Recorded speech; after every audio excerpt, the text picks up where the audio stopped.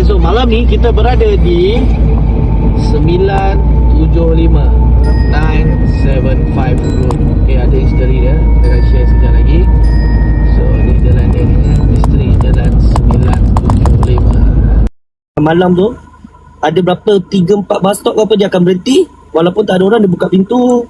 Lepas tu dia tutup balik, dia jalan. Kononnya macam ambil orang hantu tu punya roh masuk lah naik. Dia kira dia nak naik bas lah.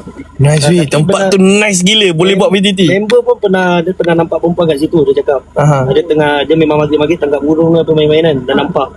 Lepas tu dia kena ganggu. Tapi tak ada apa-apa lah. Dia kena ganggu malam nak tidur gitu. Tapi tak ada apa-apa lepas tu. Maksudnya tempat tu memang gelap. Aura dia pun seram lah. Boleh sahut. okay. Sahut request awak tu. Ini story daripada abang ni. Jalan dia. Saya story. Kranji Okay, voice daripada abang ni saya akan sikit record. Kita akan up video. Cuba Kita up video. Lepas tu kita up kat YT. Kranji yang bus stop hantu. Melibatkan bas berhenti untuk menjemput roh-roh masuk ke dalam bas. Tetapi sebenarnya tiada penumpang ataupun sebaliknya. So road ni adalah bas yang lama punya track rasa Ermi punya area ni.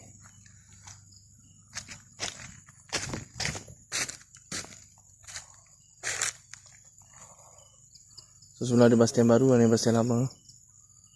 Nampak scary sikit jalan dia.